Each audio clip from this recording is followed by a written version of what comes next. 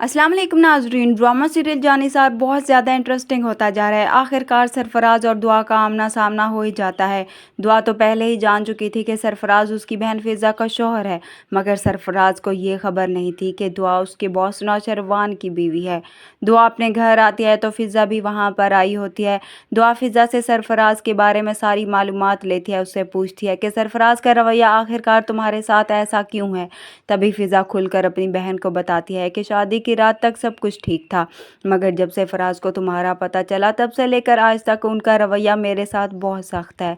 दुआ फिज़ा से कहती है सरफराज तो मुझे जानता तक नहीं, ना ही उससे मैं कभी मिली हूँ, तो आखिर क्यों वो ऐसा कर रहा है। फिज़ा बताती है तुम भाग गई थी, इसलिए वो तुम्हारा नाम तक लेना पसंद नहीं करता। मगर दुआ तो जानती है कि सरफराज ऐसा क्यों करता है, क्योंकि उसे तो इस बात का डर है कि कहीं मैं सामने आ गई तो उसका किया हुआ गुनाह भी उसके सामने आ जाएगा।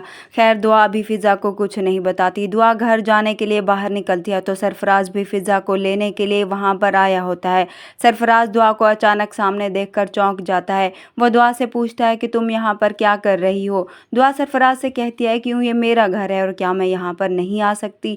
दुआ सरफराज को ये भी बताती है कि मुझे मालूम हो चुका है कि तुम मेरे बदकिस्मती से बहनोई हो जाते हुए। दुआ सरफराज को ये भी कहती है कि अब तुम्हारे साथ भी वही होगा जो मेरे साथ तुम कर चुके हो। दूसरी तरफ हम देखेंगे दुआ सरफराज को कहीं बाहर देखती है तो उसके साथ जाफ़र भी होता है। दुआ जाफ़र से कहती है ये शख्स जो सामने खड़ा है मुझे इसके बारे में सारी मालूमात चाहिए और ये भी कि ये कहाँ काम करता है।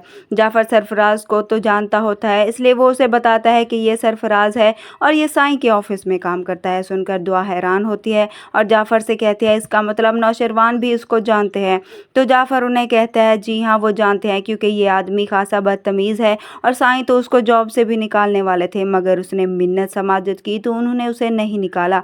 अगले दिन अब दुआ ऑफिस भी पहुंच जाती है और वो सरफराज के पास जाती है। उसे देखकर सरफराज हैरान होता है, उसे कहता है तुम यहाँ पर क्या कर रही हो। तो दुआ उसे जवाब देती है तुम्हारे सामने मिसेज नौशरवान खड़ी है। तभी नौशरवान भी वहाँ पर आ जाता है, जिसे देखकर सरफराज तो घबरा ही जाता है।